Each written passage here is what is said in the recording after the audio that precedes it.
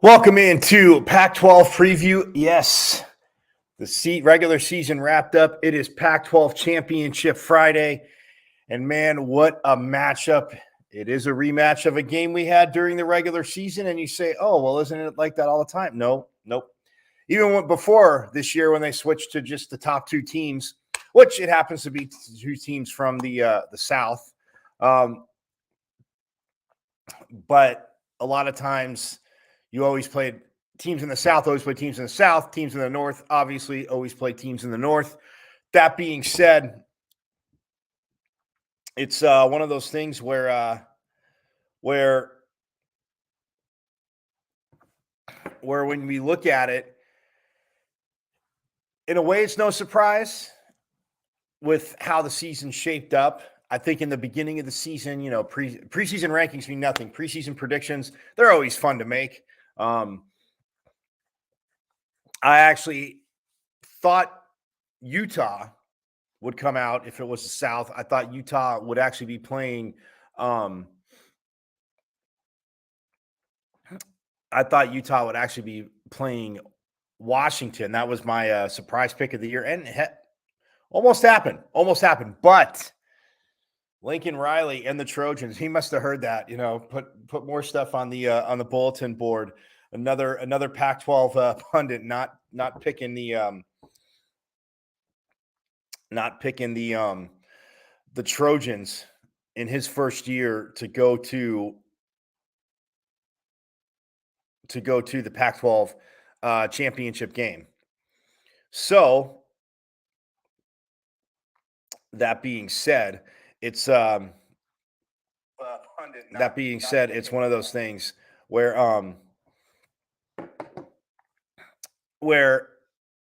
and again, it's I don't want to say this. In a first year, again, with a new head coach, granted, even of his stature, and yes, with the transfer portal, it is going to be different. Yes, you have to get players on the same page. But that being said, it's also one of those things where when we look at it, you can't, I guess, be surprised because brought in possibly a Heisman Trophy winning quarterback. Now, we'll get to that in a minute. But yes, USC and Utah. And USC has actually had the better of Utah since Utah came in the into the Pac-12 in 2011. USC obviously won the last game this season.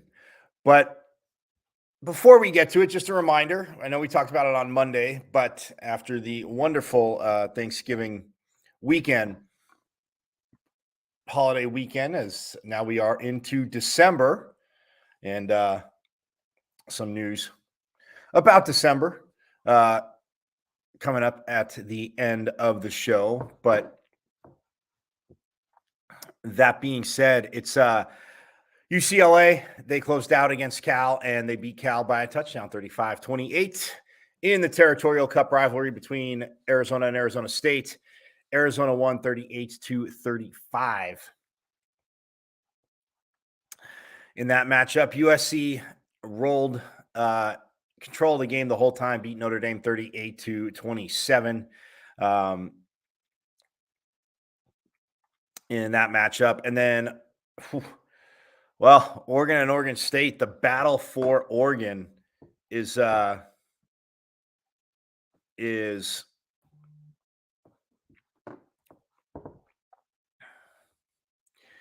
battle for Oregon State, or battle for Oregon, went to Oregon State after they were down 31-17 going into the fourth. They win 38-34. Washington in the Apple Cup just drubbed Washington State 51-33, shutting the Cougs out in the fourth quarter as well. Utah rolled 63-21 over Colorado, and Stanford fell to BYU 35-26 there. So that was the week in the Pac-12. And interesting, again, rivalry games, that Apple Cup. It was 35, like I said, to 31. Or no, 33. It was 35-33 going into the fourth in favor of Washington, and Washington puts up 16 points, and Washington State cannot get in the end zone. And that's how that wraps up. So Washington. So when we look at this is crazy too, because when you look at the final standings in the Pac-12, SC is 8-1.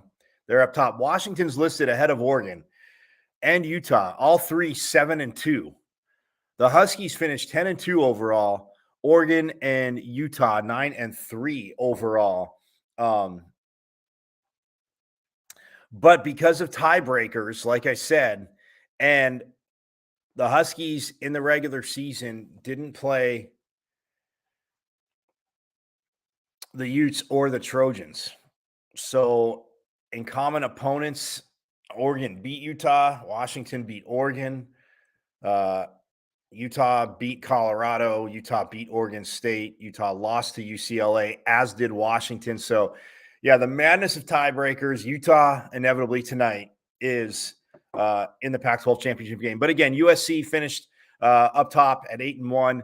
The Huskies, the Ducks, and the Utes all at 7-2. Oregon State and UCLA at 6-3 in conference play. Washington State at 4-5. The Wildcats of Arizona at 3-6. Both Cal and Arizona State finished at 2-7. Stanford and Colorado both finished at 1-8. USC 11-1 overall. Their only blemish to the Utes, which we will get into. Washington at 10-2. Like I said, Utah and Oregon State and UCLA at 9-3. Washington State at 7-5. Arizona at 5-7. Cal at 4-8. Arizona State, Stanford at 3-9, and the Buffaloes of Colorado at 1-11. So yes, there'll be a new coach in Colorado, new coach at Stanford. David Shaw stepped down as head coach there at Stanford.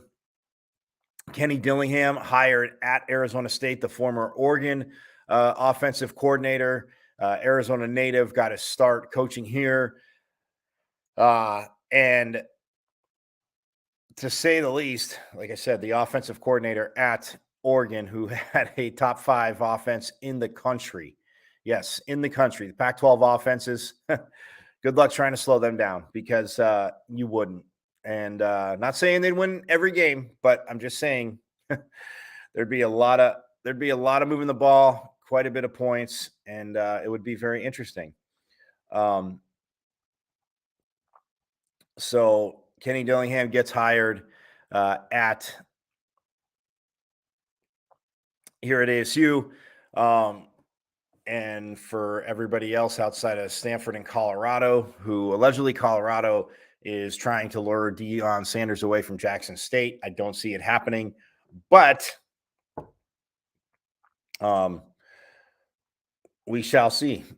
And what he's done at Jackson State is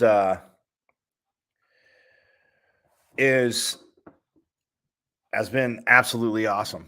I mean, getting College Game Day to go out there, being number 5 in the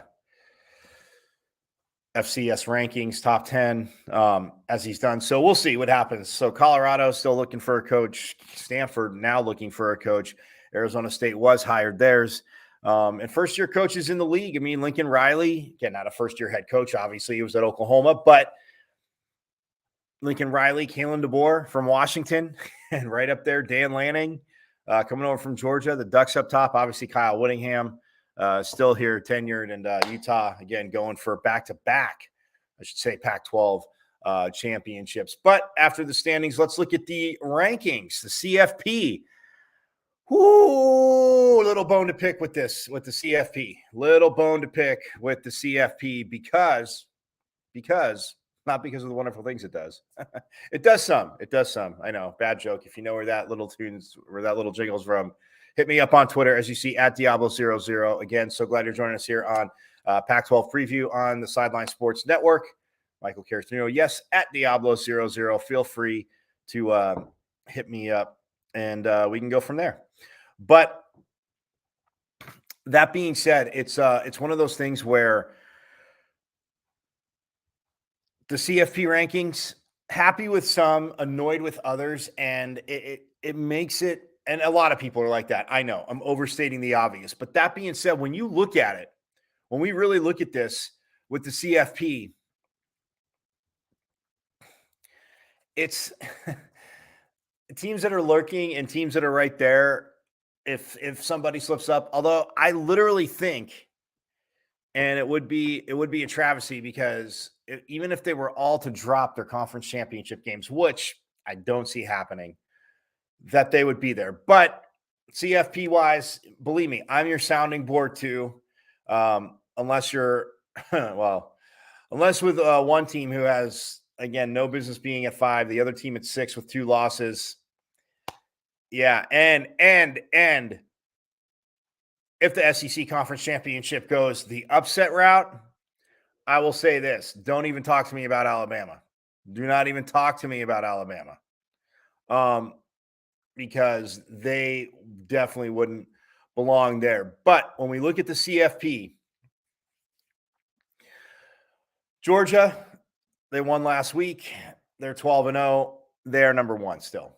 Cool with that. Michigan came in at 2, could have seen them at number 1, demolished, destroyed Ohio State on their field in the second half. You're still getting run all over Ohio State. You got blasted. It was a domination. So you're one game against Notre Dame at a conference, and outside of Michigan and Penn State, because I will tip the cap to Penn State, the rest of your conference, absolute junk this season. And I mean, Michigan, look, we know Jim Harbaugh will not let them rest on their laurels as competitive as a coach as he's been. So they're at number 2. TCU up 1 spot at number 3. Michigan up 1 because they beat Ohio State. USC, with their win over Notre Dame, they were at 6. They jumped 2 spots to number 4. But here's where the issue starts, fans. Alabama at number 5. Or no, Ohio State, pardon me. Ohio State at number 5 only drops 3 spots from getting dominated at home. Rivalry game or not, rivalry games, the whole talk out of both sides of your mouth. The whole talking out of both sides of your mouth with rivalry game, throw the records out. But, you're so dominant. You don't deserve to be at number 5 when, I don't care if you're at number 2, when you get dominated in the second half on your home field, giving up ginormous chunk runs, getting punched in the mouth. Yes, I watched that game. So you don't deserve to be at number 5. You deserve to be below Tennessee because, okay, you beat Penn State. You deserve to be at least below number 7. But that's, neither here nor there. Alabama at 6, again, 10-2, they're lurking, but and they're ahead of Tennessee, who's at number 7, which they shouldn't be because they lost to them head to head. And that should matter when neither team is going to a championship game and they play pretty much the same schedule. Yeah. And Tennessee should be above them. Penn State at 8 at 10-2. Clemson only dropped 1 spot after their loss to South Carolina, who wasn't rated but got into the rankings. And that's only why Clemson dropped 1 spot. Hadn't looked good the last few weeks, but that's just me. Here's where I have an issue now. Kansas State at 10 at 9-3. Utah at 11 at 9-3, which Kansas State up 2, Utah up 3. Washington at 12. Now, I'm sorry. If you want to, Kansas State has had a heck of a season, but Washington's 1 loss, yes, to ASU doesn't look great, but their other loss was to UCLA. Who are they? They're above. But Washington is – so Kansas State's at 10, Utah at 11, Washington at 12. I literally think Washington should be ranked above Utah since they did beat Oregon. Yes, they didn't play each other, but they should both be above Kansas State. I just again, you put Utah above Washington because they're playing in the Pac-12 Championship game, and they're 9-3. And granted, those two didn't play this year. It would have been very interesting to see that contrasting styles. Well, not totally contrasting, but just the Washington offense going up against that Utah defense. So that being said, and then Florida State at 13, LSU at 14, Oregon State. Okay, the Pac-12 makes a great run here. Oregon State at 15. They are above Oregon after they beat Oregon. Oregon's at 16, though. UCLA's at 17. And then you have Tulane, South Carolina, who wasn't rated. Texas at 20. Notre Dame down 6-21. UCF, North Carolina, they lost as well. Mississippi State at 8-4, and then NC State, who again had to battle a lot. So, but yeah, the Pac-12 again, 6 teams there. USC at 4 though in the Pac-12. That's why where I got to say I agree with the AP, because AP put Washington at 9, Clemson at 10, LSU at 11. LSU dropped 9 spots in the CFP, which they got that right. I mean, I would have no issue with them being below, and not just because it's Pac-12, being below Oregon State and or Oregon. Even UCLA, because you look at UCLA's 3 losses. You have Oregon, you have USC, and Oregon and USC they lost to. Oh, and Arizona. Yeah, well, the upset by Arizona. But again, Arizona an improved team. So nonetheless, CFP, USC's right there. It's theirs for the taking. I'm gonna step aside real quick. When we get back, I am gonna dive into this awesome game. We saw it be early in the season. Well, actually mid-season, but still, USC fell by 1 point to Utah, and it was a late game call by Kyle Whittingham, which was, man, you're at home and I get it, but I don't know if I'd have done it against the Trojans. So that's why Kyle Whittingham is doing what he's doing and coaching, and he got hired there. And I might not get hired for the coaching job, but we'll step aside real quick, breaking down the Pac-12 championship between the Trojans and the Utes here on Pac-12 Preview.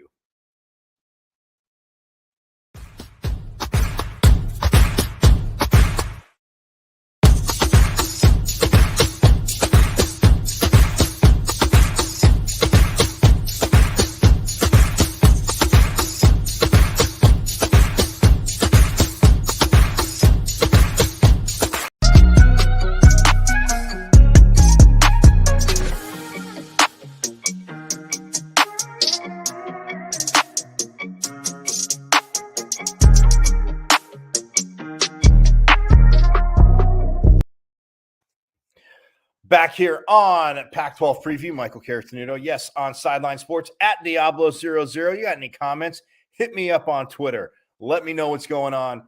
Absolutely. Hey, like I said, we can always debate it. I will come at you with not my version of facts, but just facts and how I feel and from results. But that being said, so glad you're with us here. You're with me here on Pac-12 Preview on Sideline Sports. Championship game, it is here. It is definitely here as the 4th-ranked Trojans take on the 11th-ranked Utah Utes,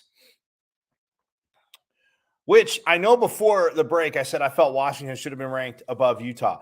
Actually, it goes to my point of if each of these conference championship games went to the underdog, say LSU beats Georgia, say Purdue beats Michigan, say K-State beats TCU, say Utah beats USC. With where teams are ranked,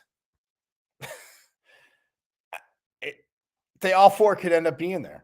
Now, it might change to 4. Now, look, I don't see that happening. Michigan has a bad taste in their mouth last year from the playoff experience with Georgia, and a year older, a year better. That's huge. But nonetheless, it is a little crazy. But 4-11, USC and Utah, they are the standing 2 survivors of the Pac-12 season. And Kyle Whittingham said it. He goes, we always just, since he's been in the conference, they beat each other up. He realized since he's been in the conference, there has been no repeat Pac-12 champion. They would actually be the first since Oregon did it in 2010. The Ducks are the last team to do it. There has been no repeat champion in the Pac-12. So for anybody to say, oh, the Pac-12, this, if it was soft, to my point, like I say about other conferences, you might have the same champion every year. So again, no back-to-back champion since 2010 when Oregon did it. Utah has the chance to be the first to do it since then. But let's get to this game. So number 4, USC, number 11, Utah. The last time these two teams faced off, it was on October 15th. And look at it like this. It was a 1-point game in Utah. USC was ranked 7th. Utah was ranked 20th at the time at 5-2. They just came off that loss to UCLA. They obviously had the opening loss to Florida. USC was 6-1.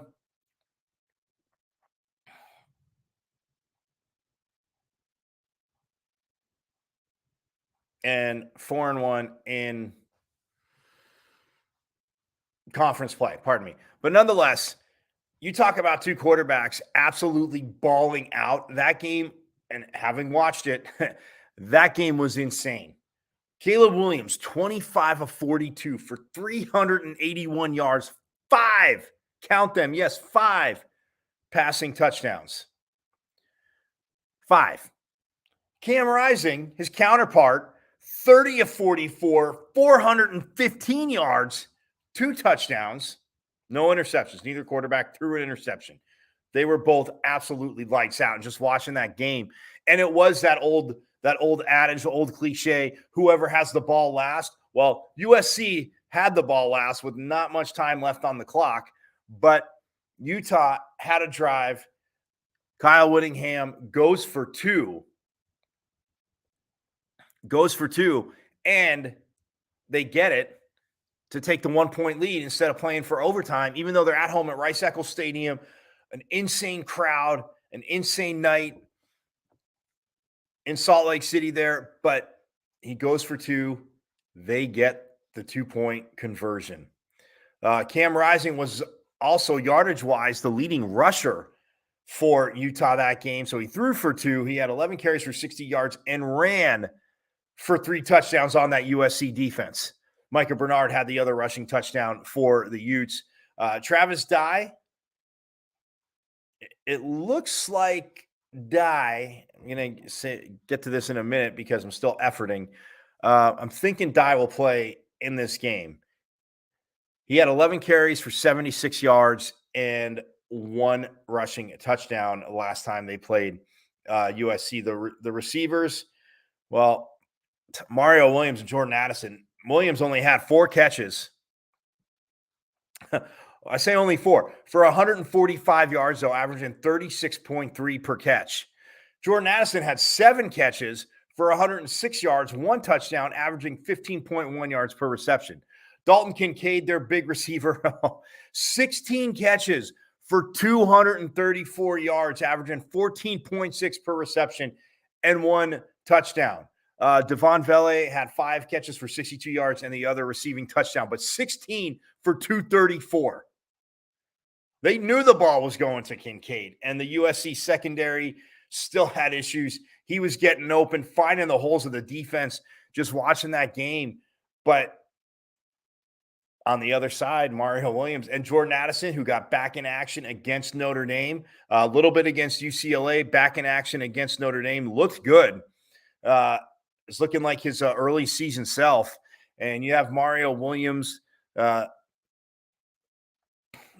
with them both on the field makes it easier. If Travis Dye is going and Tavion Thomas as well for Utah, it's going to be very interesting because you look, when we say it's passing, and it is a lot of passing, believe me, because both of those fronts, The Utah front, I give the edge to just a little bit, but again, the USC front, we know are no slouches. The Utah front, I mean, when you look at statistically, Utah as a team, defensively, if we look at that, number one in the Pac-12, only giving up 20.1 points per game.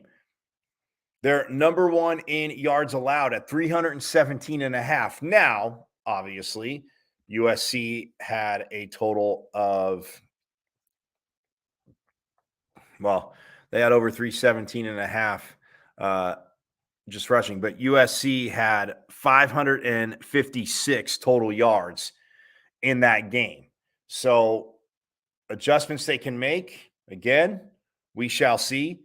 But yeah, USC with 556 yards in that game. So for Utah, said only giving up 317.5, giving up over 200 yards more than their season average. And Utah also third in sacks in the conference this year with 31.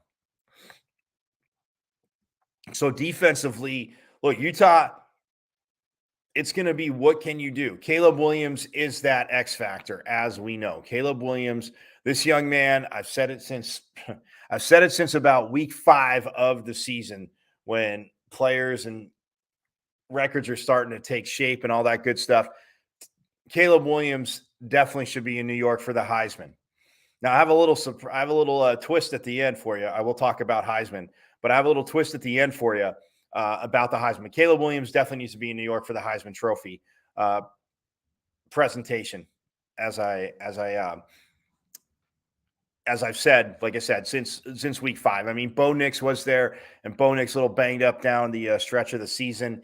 And yes, one game shouldn't have just such they're out of the Heisman for one game. It's a whole season of compilation, but that's neither here nor there. I digress. Back to this game. But Caleb Williams, what can that Utah defense do to try and contain? I won't even say stop, because neither of these quarterbacks are really going to be stopped. Caleb Williams on the USC side, Cam Rising on the Utah side. What can these defenses do to? Yeah, you're not going to change. You can't change. You're not going to change your whole defense, obviously, in basically 6 days, five days, really getting ready for the game. But in a 6-day span, you're not changing your defense. So what can they do? What little quirks can they maybe put in? What did they see on video that they can do? Because when we talk about this Utah defense, and like I said, number 1 in points, number 1 in yards allowed, number 3 in sacks. So, this defense can get after it, but where can you attack the defense? And when we talk about, just thinking of Caleb Williams, he was second in the Pac-12. I mean, yardage-wise, passing, and no one was going to catch Michael Penix Jr. What Kalen DeBoer did with him this year, get to that in a few minutes, but still absolutely amazing. And it'll be interesting to see them, Washington, in a bowl game. Hopefully he plays, but we'll see. But Caleb Williams, 3,712 passing yards this year, 37-12 through the air this season, second in the Pac-12. And his completion percentage against top 25 teams was 70%. But Caleb Williams, number 2 in the Pac-12, 3,712 yards passing, 65.8% completion percentage, 65.8 at that high of a clip when he threw. He completed 268 of 407 passes. So throwing 407 times, 65.8% completion percentage, pardon me. So, and then you look 34 passing touchdowns to just 3 interceptions. He did get sacked 22 times, a lot more of those in the beginning of the season than towards the end of the season. But nonetheless, 34 touchdowns. And that is not number 1 in the country, but yeah, he was number 1 in the Pac-12. and he only threw 3 interceptions, which oh,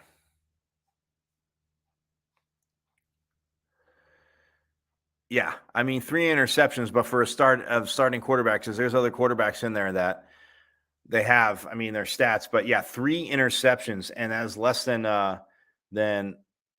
Michael Penix actually threw. So, I mean, when you look at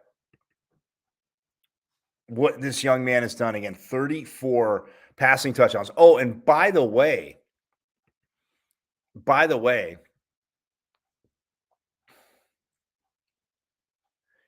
he also has, rushing wise, I want to say 15 rushing touchdowns.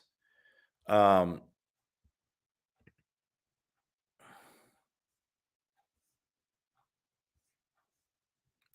Maybe not 15. That would have actually led the Pac-12 in rushing touchdowns. Uh, Caleb Williams, 10, sorry, 10 rushing touchdowns on the season, rushing for 351 yards. So not only did he throw 34 touchdowns, he's got 44 total touchdowns on the season. And like I said, just the 3 blemishes, the 3 interceptions for Caleb Williams. So what can they do? Because when you look at USC offensively, number 4 in the Pac-12 in total yards, 506.6 yards per game. Yes, 4 out of the top 5 teams in the Pac-12 all over 500 yards per game. And 4 of those teams are in the top 5 nationally. So, yeah, again, the offenses, they're there. They're here in the Pac-12. But yeah, so USC offensively 4th with total yards of 506.6 yards a game. Passing wise, they are 2nd at 322.6 yards a game.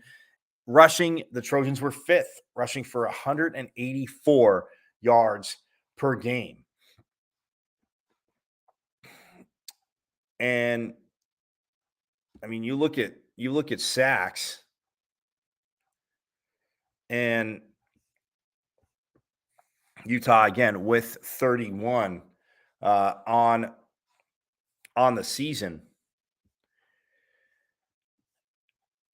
and they're 3rd in the conference. So offensively, look, USC, you can say, hey, do what you did last time, except maybe use a little more clock. What you did last time works. Both teams are going to adjust. We know that. So it's not going to work. All of it's not going to work this time. But I will say this for the Utah defense, because in that game, we talk about how both teams in that game, Utah won the sack battle. They had 4 sacks and 5 tackles for losses. SC did not get to Cam Rising at all. That was the only game this season SC did not have a sack. So, I know we're talking Utah defense, but the SC defense, which we'll transition to shortly, but 4 sacks for Utah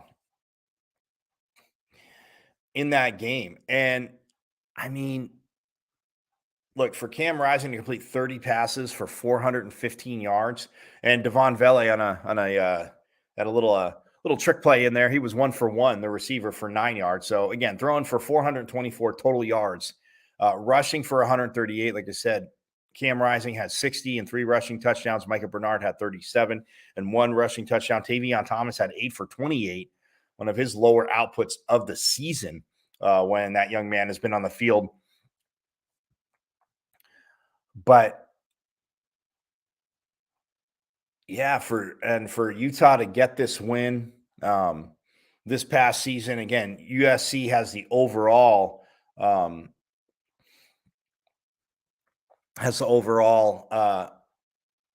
win record since 2011. The Trojans are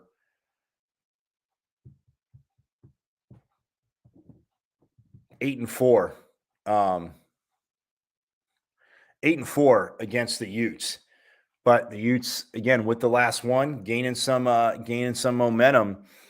And this game at Allegiant Stadium, by the way, didn't bury the lead. It's Pac-12 Championship Day, but yeah, played in Las Vegas. I know I mentioned that Monday at Allegiant Stadium.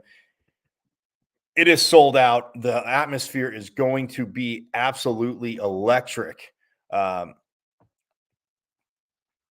Absolutely electric in Vegas for this game. And yeah, it's a closer trip, you figure, for Southern Cal fans. But yeah, Allegiant Stadium was there for the Las Vegas Bowl last year, and it is a phenomenal place to be hosting the Pac-12 championship. But yeah, the Utah defense, like I said, they are going to have their work cut out for them. But the USC offense, again, got to clean up the sacks, because 4 sacks, like I said, for Utah in that last game. But it was surprising me USC did not get to Cameron Rising one time. They did not sack him one time in that game. And yes, he is shifty, just like Caleb Williams. They can both run.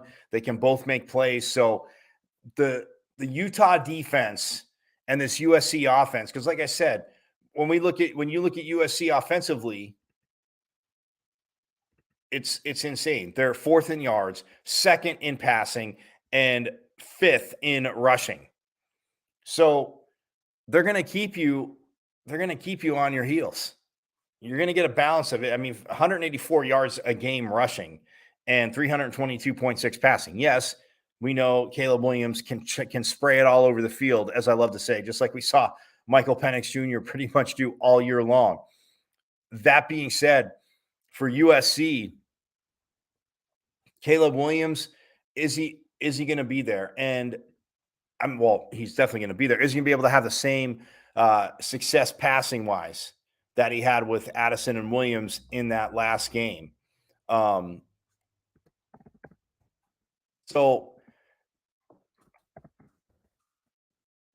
I look at it as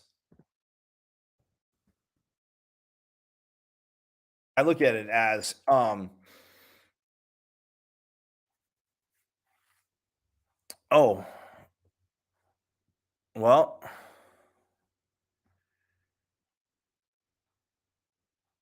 don't know if Travis Dye is actually going to play today.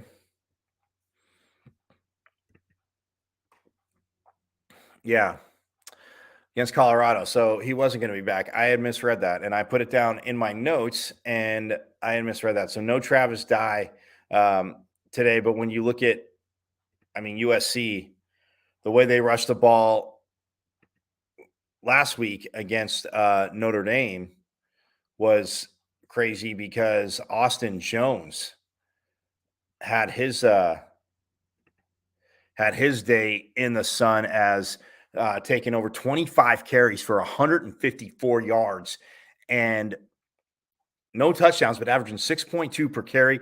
Caleb Williams had 9 carries for 35 yards. They were so, again, a lot of read option there, and they're so, Notre Dame's defense, and rightfully so, came so focused on Austin Jones that Caleb Williams had 9 carries for 35 yards, but 3 of those were touchdowns. So he threw for 1, ran for 3. He only threw 22 passes. They ran the ball 39 rushing plays. USC is going to adapt. That was my point. If you over adjust, they can still run the ball. So if you're gonna lay too much offline, but Utah can get there with 4. Again, we've seen their defensive front. Well, I say I've seen their defensive front. We've seen their defensive front. It's one of those things where when you look at it, again, Austin Jones, can he do it? Absolutely. I mean, this young man on the season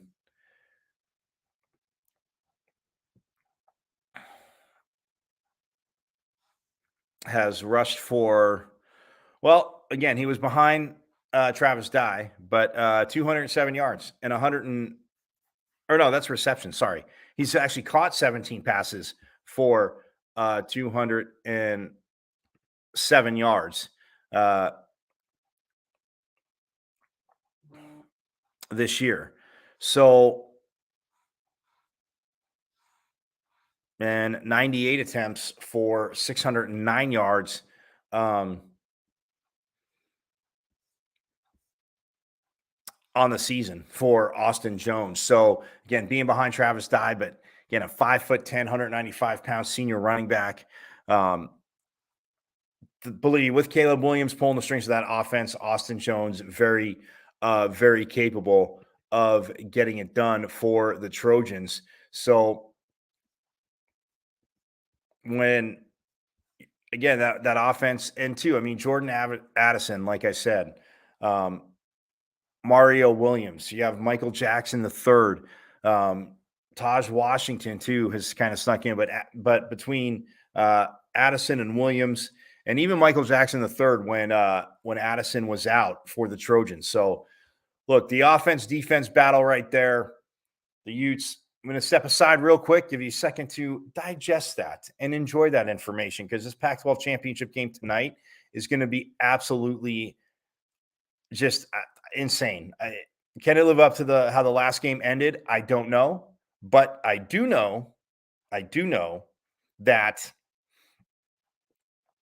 these two teams definitely can put on one hell of a show. So step aside real quick. We'll flip it over to the SC defense and the Utah offense here on Pac-12 Preview.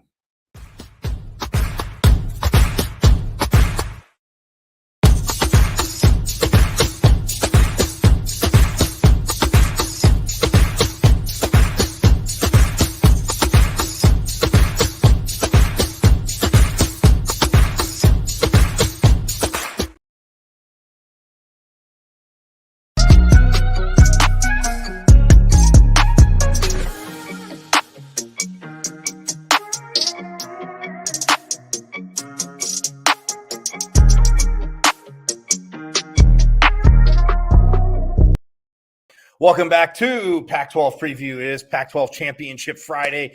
The Utes and the Trojans taking each other on in Las Vegas at Allegiant Stadium. Yes, the home of the Las Vegas Raiders. I am Michael Caratino at Diablo00. Hit me up. You got anything to say?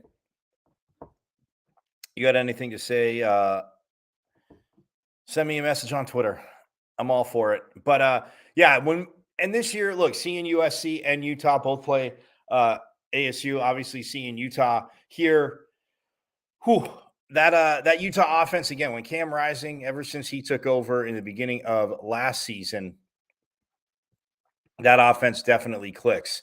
Like I said, he threw for 424 yards and rushed for 60, 2 passing touchdowns, 3 rushing touchdowns, and the 1 2-point conversion at the end that mattered the most. But Dalton Kincaid, look, USC's defense, I mentioned it earlier, but USC's defense in the secondary, they're going to have to chip this guy off the line. Yes, he does split out as tight end. He does split out, but if he's lined up in a down position, and even if he's split out, you got to redirect this guy. You got to throw him off a little bit, throw the timing off, because look, Dalton Kincaid owned the SC secondary, 16 catches for 234 yards. Yeah, let that marinate, because that is one hell of a day. 14.6 per reception, and the one receiving touchdown. The one receiving touchdown for Mr. Kincaid. And even Devon Vele, one of their top receivers as well. 5 catches for 62 yards, averaging 12.4 per catch. He also had a receiving touchdown in that game. Also completed a pass, like I said.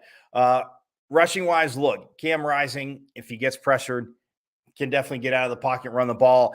SC, like I said, in this game, no sacks early in the season. 0 sacks for a team and a defense that led the Pac-12 in sacks. And yeah, when we look defense, SC is 4th in points allowed at 26.3 points per game. And this is one of those games that kind of upped that average as they gave up 43. But still, 26.3 points per game, 4th. Tied for 4th in the conference with the Huskies at 26.3. SC in yards allowed, though, they are 7th, and they've allowed 405.3 yards a game. And as I said in the beginning of the season, the defense has made, to me, huge strides. I said they could be taken in the beginning of the season, and I've apologized to the Fight On faithful, the Trojans faithful, and the SC defense. My tune changed from they can be had to, if you call the right play and they do make a mistake, you better take advantage of it. You better be able to stack plays and build drives if you want to have a chance to beat this team. So being 7th at 405.3 yards a game, again, not the best, but from where they started to, again, trying to run down teams, and obviously it gets tougher with numbers where they are to drop them as the season goes on. But 405.3 a game, the Trojans are 7th. So 4th in, like I said, points allowed, 7th in yards allowed. Number 1, though, tied for number 1 in sacks with 35 on the season. They're also tied with UW there. And when you look at what they did on the season, this is the only game in the season where that Trojans defense did not have a sack. They could not get to Cam Rising soon enough. And it's gap responsibility, your gap responsibility, but it's also edge responsibility, how you're rushing. Because if you pin your ears back and you go too far upfield, those tackles have no problem guiding you upfield. So Cam Rising, if he has to, if everybody's covered, step up and get through that lane and go. So 35 sacks on the season for the Trojans, none in this game, in the game earlier in the season against Utah. Cam Rising's jersey stayed very, very, very clean. So, look, it's huge for USC to get pressure, if they can get pressure on Cam Rising. Yes, does it? We all know it stalls drives, right? It does stall drives and puts you back and harder to convert first down. Yes, a lot of times in college football, we will see 3rd and extremely longs converted. It is frustrating, but still, you'd rather be a defense that has a 3rd and 15, 3rd and 18, 3rd and 20 than, obviously a 3rd and 5 or less. So to look at it that way, if this SC defense, which has, again, gotten to many quarterbacks, can't get to Cam Rising again, that is definitely going to help out. That is definitely going to favor Utah again to A, stay on the field, B, put up points like they did last game against USC. And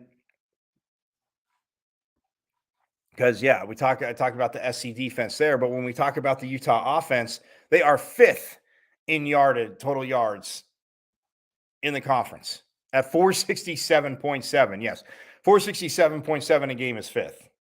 I know college football and even football in general has kind of become video game-ish, but still, when I say these numbers, it's insane that 467.7 yards a game for Utah is 5th in the conference. They are passing-wise,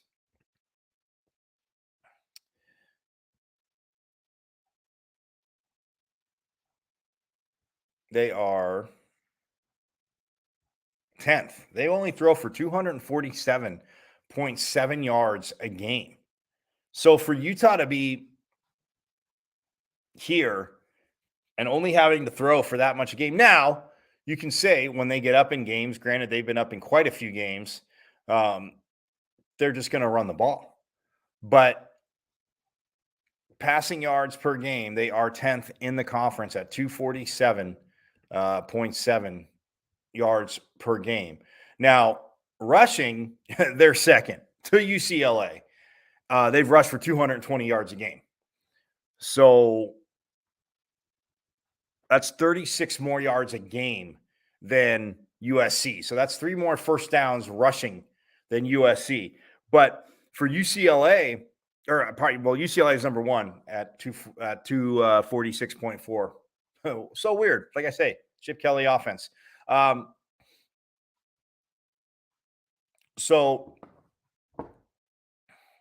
USC, it is paramount to see if you can stop the rush, which Cam Rising is a part of. So they make you play 11 on 11. Can you sacrifice the one defender to spy him? at some point, it being 11 on 11, maybe you have to with what Cam Rising did. And in this last game, like I said, he threw for 424 yards. So he threw for 415. Devon Vele had the other 9. Sorry, Devon. Not trying to give your passing yardage as a receiver away to anybody. But yeah, that being said, to me, it's one of those things where when we look at it from that standpoint, he threw for 415 and 2 touchdowns, rushed for 60 and 3 more. So there wasn't anything that didn't go right for Utah's offense in this game back in October. Dalton Kincaid, again, said leaps and bounds. You're not going to have Travis Dye. So Austin Jones, who in the last game, because Travis Dye was playing, had 11 carries. Caleb Williams had 8 for 57. So he did get sacked 4 times, did Caleb Williams, but he also managed to end up with positive rushing yards, averaging 7.1 per carry. So that's, Austin Jones against Notre Dame and a team that was playing, again, down the stretch. They blasted Clemson, and Notre Dame just seemed, after their slow start to the season, starting to pick it up. But Southern Cal controlled that game, and Austin Jones, like I said, 25 for 154, able to tote the rock. So, I mean, look, Mario Williams and Jordan Addison, if they have that kind of game again, would you expect the second game to be a shootout again? Inevitably, I say, it might be a little bit of the opposite, but man, both offenses are just clicking and are just so good. And not that the defenses can't get the stops. It's when will the defense from either team get that stop? Because, like I said, talking about the Utah, offense, the USC defense tied for 4th. Like I said, points allowed, yards allowed. SC was 7th.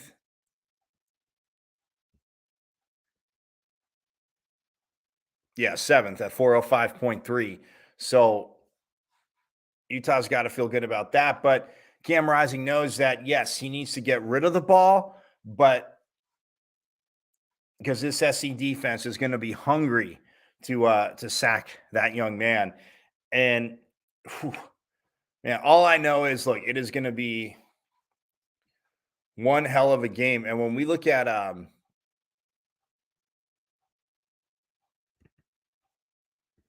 but when you look at all conferences, I just want to say this: SC's 5th in the country at 506.6 yards per game. Tennessee finished the season at number 1, right? Washington at number 2, UCLA at 3, Oregon at 4, USC at 5. So, yeah. I'm going to go with those offenses can score. They can move the ball. They can score on anybody. That being said, it's it's going to be one heck of a matchup is all I know. And a few shout outs, obviously, congratulations player-wise in the Pac-12. Michael Penix Jr., 4,354 yards passing this season. The young man led the Pac-12 and the entire country in passing yards. Just a phenomenal season.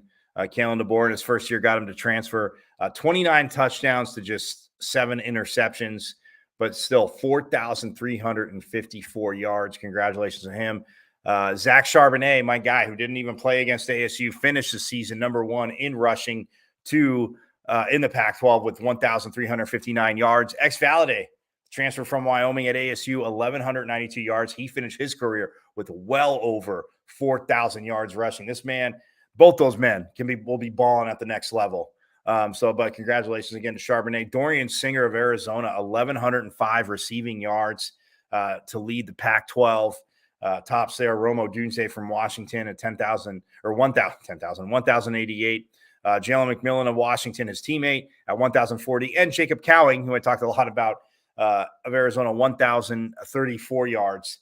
The only person not from Arizona or Washington on the receiving list was Jeremiah Hunter from Cal.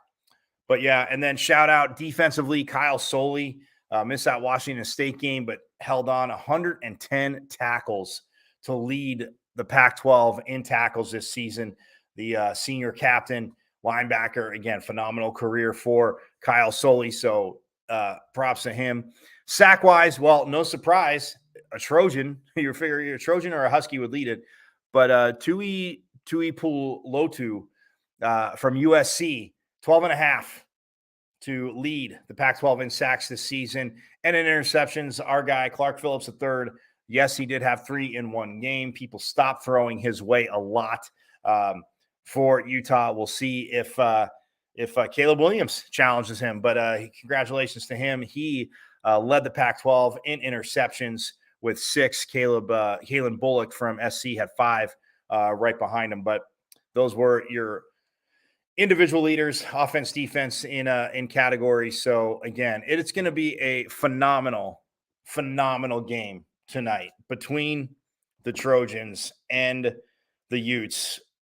Either way, so it gets to the point where I got to pick. It is hard to pick against Kyle Whittingham, and with what he's done, like I said, since getting into the Pac-12 in 2011, there has been no repeat champion, and Utah hasn't always been the reason, but Utah's been a huge part of the reason as to why there has been no repeat champion in the Pac-12 since Oregon did it. The Ducks. Oh, no, wait, they're right there. Since the Ducks did it in 2012. The Utes, who are right there, and the Trojans, who are, right there, are playing tonight. So, but look, I love what Kyle Whittingham's done. Look, Lincoln Riley coming in. The transfer portal worked. Caleb Williams, his quarterback, knew the system, how to get on the page with the receivers and the offense, and they've done that. And his legs have definitely helped that. Cam Rising on the other side. I mean, just all the talent you have in this game. Yes, there is definitely NFL talent, Heisman talent. But my prediction, well, real quick for the Heisman. I do want to say this real quick for the Heisman. I think Hendon Hooker from Tennessee has actually done enough. What he did up to the point where he unfortunately tore his ACL. No, it's not a pity Heisman, but what he did, even that game against Georgia, wasn't the best, but also wasn't the worst. And what he did against Alabama, what he did all season long, building up to that, I personally think it's enough for him to win the Heisman. But injuries, he probably won't be there. Caleb Williams is your Heisman Trophy winner. Hands down, Caleb Williams, Heisman Trophy, another Heisman Trophy for the Trojans.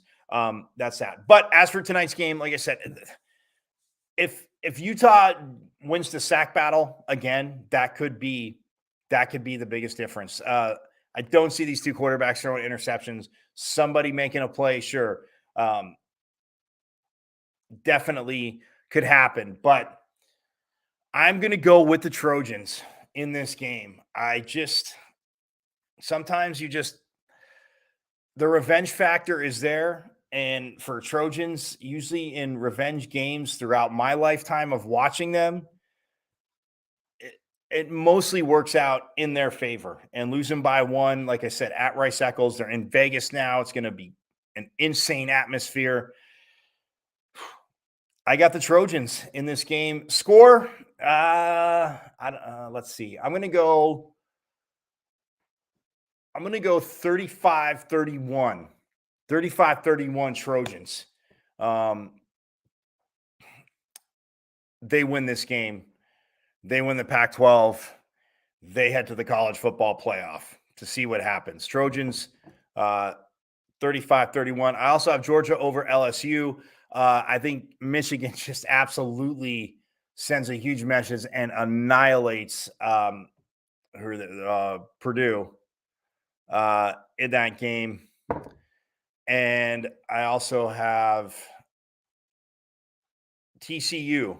I have actually, TCU over Kansas State. So over K-State. Those are my picks. Hey, I'll be back Monday, though. I'll either be eating crow or celebrating or a mix of a little bit of both. But anyway, enjoy the college football tonight. Enjoy the Pac-12 championship game. It is tonight, and I'm guessing you would probably be a good idea to know the time and put the bat time and bat channel that it is on. And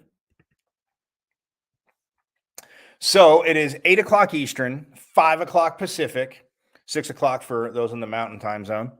But 8 o'clock Eastern, 5 p.m. Pacific on Fox. Number 11, Utah. Number 4, USC tonight. Do not miss it. It will be an insane game, is all I got to say. So that being said, I got the Trojans 35-31, like I said. Again, thank you for joining me. I'll be back Monday. Same bat time, same bat channel here on Sideline Sports. I want to thank everybody at Sideline Sports. And again, shout out to my brother, Eric Wilson, obviously for the extra help on this. But I will see you Monday. Enjoy the weekend of conference championships and crazy college football. Enjoy some NFL football too. But we'll be back here on Monday for Pac-12 review on the Sideline Sports Network.